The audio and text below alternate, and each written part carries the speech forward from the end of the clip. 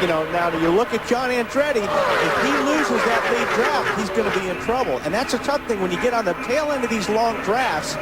It's hard to stay right up on the guy in front of you. Whoa, who's that just went out in turn 2? And 16 car. Now Biffle's off the pace. Okay. Somebody else just shot way up the racetrack out of that pack. A blue car going in turn 3, Jeff Burton. There it is. Boy, did he have his hands full. Bring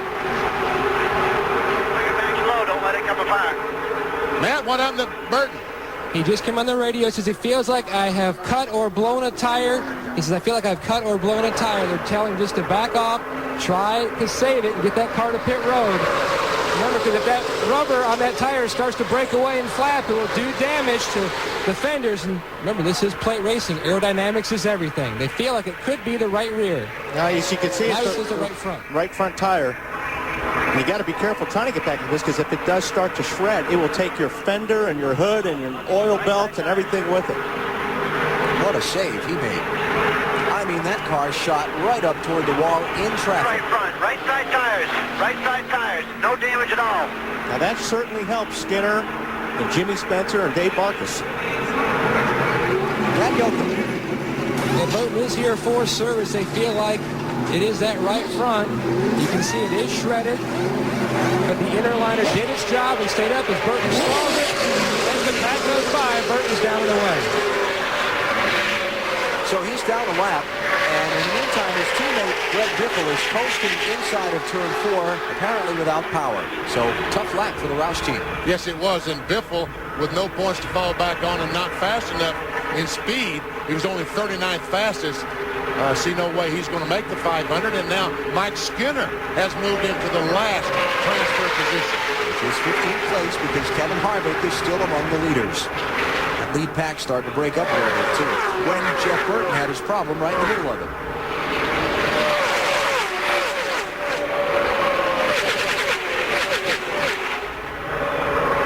Michael Waltrip still leading. Tony Stewart and Kevin Harvick have led laps. Harvick led the first lap. Stewart led the next 3. Michael Waltrip has been out in front since lap number 7. Ian Stewart mixed it up for a couple of circuits, but since Mikey got out front, so far he's been unheaded. I don't think we'll see this Trouble. Jimmy Spencer. Caution is out.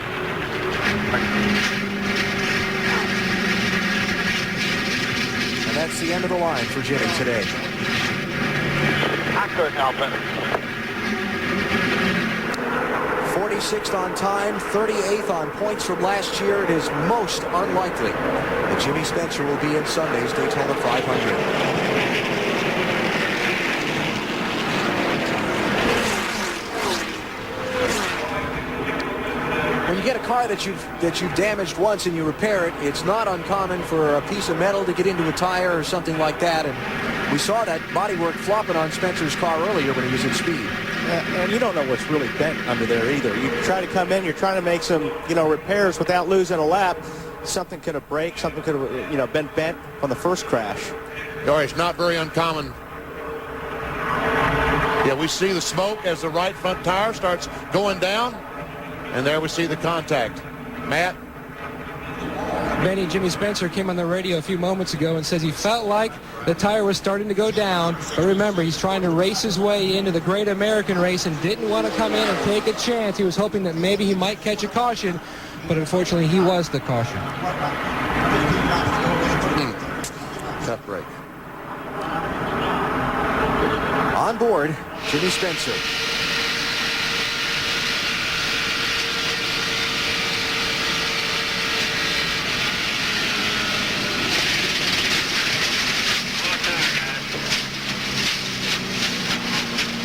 You heard him back off the throttle, and just after he backed off the throttle, you heard the tire start hitting the fender and damage the fender as it started disintegrating. Riding back to the locker room. Jimmy Spencer going to take it to the garage and then nervously wait out about the next hour or so to see if somehow he can squeeze into this 500 field. It's not likely. But you have to wait till the final numbers are done. He's sweating bullets anyway. I mean, this is Florida after all. That's right. Might have to have a recount. Some pit stops, Stacy Compton, Rusty Wallace, Hermie Sadler are all coming in. Bill?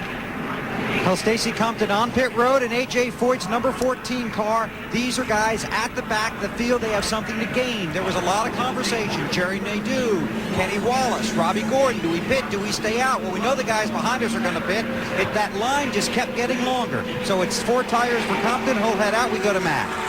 And Bill, Rusty Wallace, another driver who is making his way onto pit road here. A 4-tire change for the Blue Deuce.